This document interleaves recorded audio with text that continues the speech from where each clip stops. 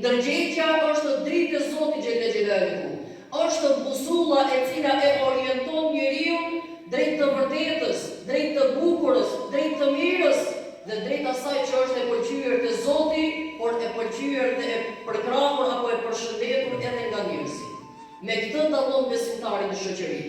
Dhe ne nga ana tjetër tani kur shikojmë këto mësime dhe realitetin në cilin ne jetojmë, sepse ne sot shikojmë edhe të tillë fodulla që ndalon makinën në mes të rrugës, i lëshon katër shtopat, e le makinën ndes për pikën e qefit, edhe futet në kafe, cigaret në dorë, këmbë mbi këmbë dhe e shijon me lezet kafen e tij.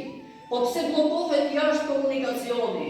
Po pse dikush mund të ketë ndonjë rast urgjencë, sëmundje, diçka tjetër, Zot na ruaj, as pak gajlen ke ka ky njeri. Pse nuk e ka gajle as pak? Sepse dikush e ka bindur këtë në veten e tij, që ti je aq i fortë që askush i dy fjalë s'u di thot ty. Kush mund të thotë ty që lëvizë makinën prej rruge? Po e di kush je ti dhe kush është ai që merr guximi për të thotë ty largoje makinën nga rruga. Vllau jemi dashur, nëse bie në nivelin që të tjerët të kenë frikë të thonë ty largoje makinën nga rruga, ti ke rënë në nivel shumë të ulët. Ti ke rënë në nivel shumë të ulët edhe pse mund të duket vetja shumë interesant mes të tjerëve. Mund të duket vetja shumë i fuqishëm përballë të tjerëve. Ti ke rënë në nivel shumë të ulët. Pse? Nga se ajo që duket të thotë ty largoje makinën prej aty, apo që duket të thotë ty mos e parko makinën në mes të rrugës, duket me qenë zëri i brendshëm i ndërgjegjes tënde. Ndërgjegja jote duket të thotë ty mos u parkir këtu. Ndërgjegja jote duket të thotë ty mos u ndalo këtu. Ndërgjegja jote duket të thotë ty mos vozit me këtë shpejtësi në vendin në cilin nuk lejohet aq. Pse? Nga se ajo që mund pasoj prapa mund jetë shumë e shtrenjtë për ty.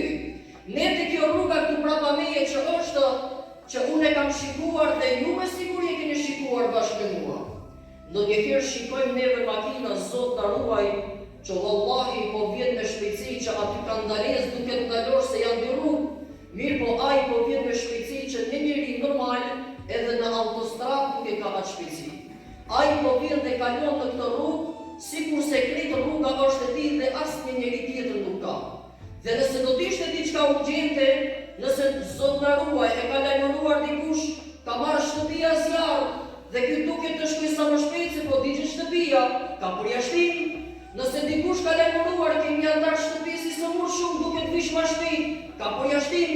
Mirë po, kur e shikon ti dhe e pyet pse e bën për vllak këtë, ai të jep arsye shumë të çuditshme.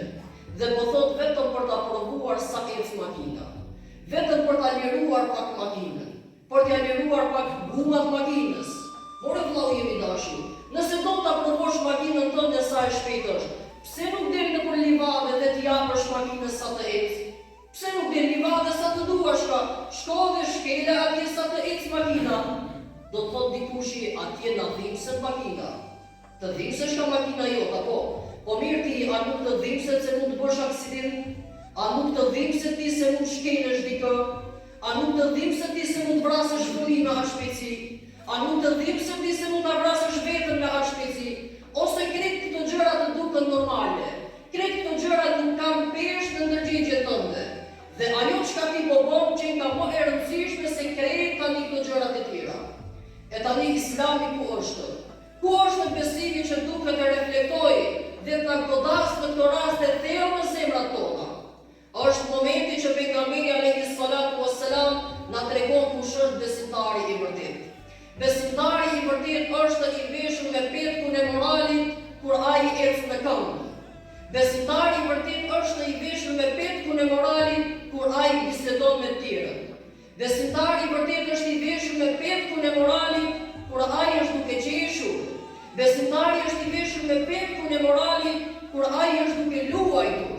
Besimtari është i veshur me petkun e moralit mos flasim tani kur ai ka vollanin me duart e tija, kur ai ka dalë me makinë komunikacion, kur ai ka marrë motorin dhe ka dalur të shëdijës dhe ecë në rrugët e komunikacionit.